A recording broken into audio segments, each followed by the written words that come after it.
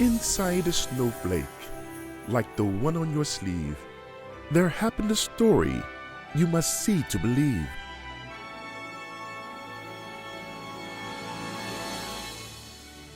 Way down in the valley of Chattanooga lay the small town of Whoville, the home of the Whos. Ask any Who and they'll have this to say: there is no place like Whoville around Christmas Day. Every window was flopped, every lamppost was dressed, and the whole band marched in their Christmassy best. Our Wednesday was fine, and Easter was pleasant, and every singles day they ate a fizz pheasant. But every Who knew, from their 12 toes to their stout, that they loved Christmas the most, without a single Who doubt. Yes, every Who down in Whoville liked Christmas a lot, but the Grinch, who lived just north of Whoville, did not. The Grinch hated Christmas, the whole Christmas season. And don't get him started on those students, they have no sound reason. It could be, perhaps, that his shoes were too tight. It could be that his head wasn't screwed on just right. But I think the most likely reason of all may have been that his heart was 2 sizes too small. But whatever the reason, those students or his shoes, he stood there on Christmas Eve, hating the Whos. And they're hanging their stockings. He snarled with a sneer. Why won't they go home? Tomorrow is Christmas. It's practically here.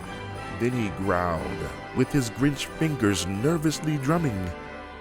I must find some way to keep Christmas from coming. They'll stand close together, with Christmas bells ringing. They'll stand hand in hand, and those Whos will start singing.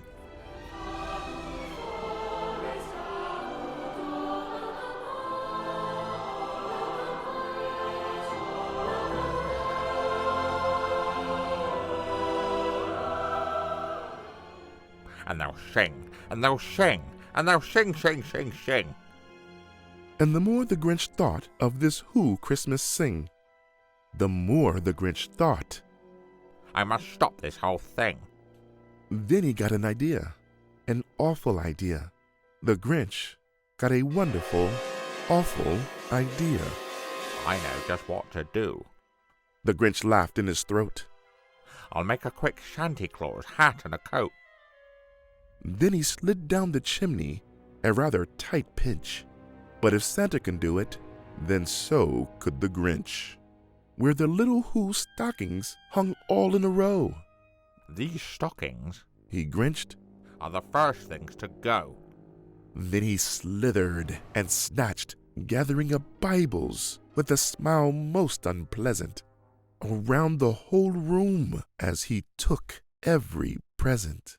Pooh-pooh to the Whos, he was Grinchly humming. They're finding out now that no Christmas is coming. They're just waking up. I know just what they'll do. Their mouths will hang open a minute or two. Then the Whos down in Whoville will cry a boo-hoo. That's a noise, grinned the Grinch, that I simply must hear. He paused, and the Grinch put a hand to his ear. And he did hear a sound rising over the snow. It started in low, then it started to grow. But this sound wasn't sad. Why, this sound sounded glad. Every Who down in Whoville, the tall and the small, was singing without a present at all. He hadn't stopped Christmas from coming. It came somehow or other. It came just the same. And the Grinch, with his Grinch feet stomping, ready to go, stood puzzling and puzzling. How could it be so? It came without ribbons. It came without tags. It came without packages, Bibles, or bags. Maybe Christmas, he thought, doesn't come from a store. Maybe Christmas, perhaps, means a little bit more. And what happened then? Well, in Whoville, they'll say, that the Grinch's small heart grew 3 sizes that day. And then the true meaning of Christmas came through, and the Grinch found the strength of 10 Grinches plus 2. Now that you've seen it, the whole story of the Grinch, you must just believe it inside a snowflake, like the one on your sleeve.